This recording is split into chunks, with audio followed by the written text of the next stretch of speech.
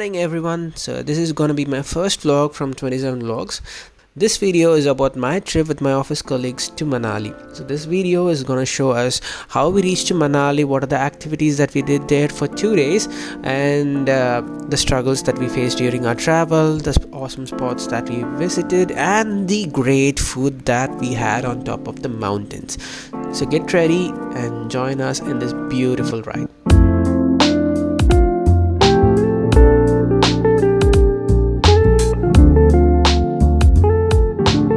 Starting up, we reached Chennai airport around 3:30 in the morning because our flight was around 6, and since it's our group, we need to make sure that everyone comes up on time and doesn't miss the flight. Usually when you're traveling to Manali, your flight would be till Chandigarh, and from there you take a bus, but our tour operator screwed us a little bit and they booked us a flight to Delhi, and from Delhi to Manali it's usually 13 hours, and for us it took an excruciating 16 and a half hours. When we reached Delhi airport, our tempo van driver was ready. He's a kind of an unique character, to simplify it. The communication with the driver was pretty vague, and the tempo traveler broke down in multiple places, and we stopped at a lot of places for pani puri, food and other stuff.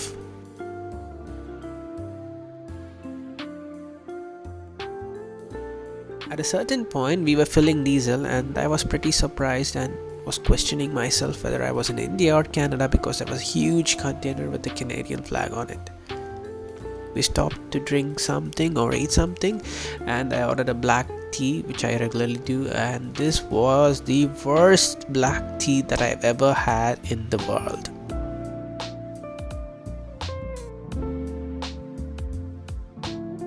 At 11 I thought I'll board the van and we'll get home, but then the driver started sleeping for a couple of hours and we had nothing to do, so we were just playing truth or dare. Then after a couple of hours we reached Manali mountains region. This is our stay for the couple of days that we're gonna be here, but we never slept here. About our room, it's twin sharing basis, and each room had its wonderful balcony that had a wonderful view of the mountains. We reached around 4:30 to 5, so we were already in time for sunrise. None of us slept that day, and after refreshing we came out and surprised to see that the sky is so bright within 45 to 50 minutes, and we had this wonderful view of the mountains and the river down below.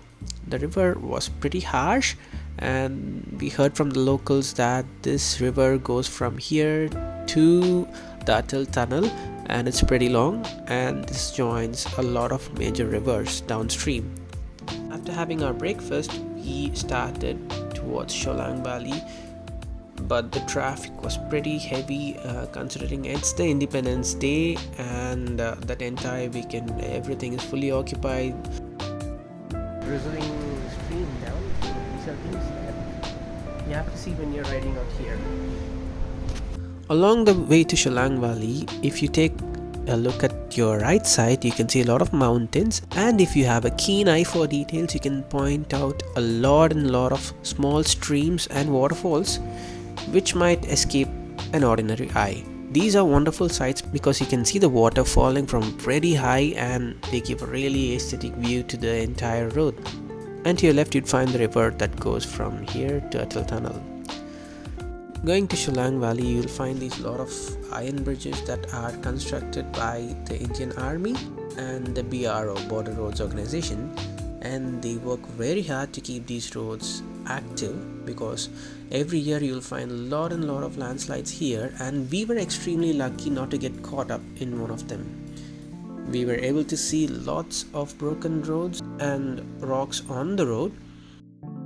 You can reach Sholang Valley as early as 8:30, and everything would be there, starting from paragliding, ATV, bubble run and ziplining. We did the ziplining, which is pretty high. It's almost 100 meters up in the sky, and below you would be the river and a little bit of forest.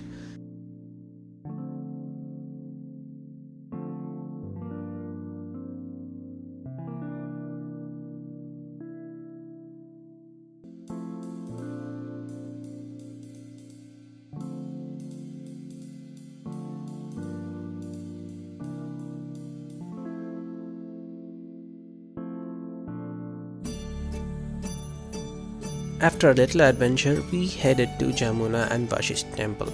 They are on top of a hill surrounded by mountains, and they give really peaceful vibes. Irrespective of what religion you follow, or even if you don't follow anything, you can just go there and have some peace. The architecture is really nice. The temple is made with rocks and wood, and you have this very aesthetic view when you look at the temple. Once inside the temple, our driver was giving us a tour, and he was going to the Vashisht temple main pillar to pray, and the doors are usually closed and you're supposed to pray at the door. Usually the people who pray there, they leave few coins for the temple priests and the gods to give good luck to them and to their future endeavors. The raw grey stones decorated with light wood gives a really good aesthetic feel, especially in a gloomy day.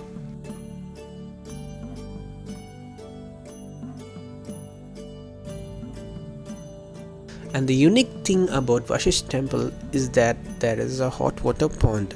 It's not a natural pond. They heat the water with wood in the temple and they fill it in the pond and they keep recycling it. And the water is light blue in color. It contains sulfur and other herbal ingredients, and it is said to be very healthy for the body. And if you're a person who don't want to get inside the temple for some reason, you can still get access to the hot sulfur water outside the temple. There are taps where you can go and wash your hands and feet. And after this visit, we went to Hidimba temple. This is in the old Manali region, so getting there is very easy.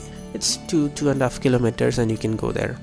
I haven't gone in because it's too crowded, but it looks really fantastic from outside, covered with a lot of forest area. And the tempo driver, as you all know, is too dangerous to travel with. So I just took a Royal Enfield Himalayan here. It costed around 1,400 rupees and 200 rupees if I am taking like few hours extra. So let's see how that goes. Hopefully. That's all for day 1. Watch our latest video for day 2, travel of Manali, where we'd be doing the Atal tunnel and everything on the other side of the mountain. Hope you guys enjoyed this video. If so, please leave a like and subscribe because it will help us a lot. Thank you.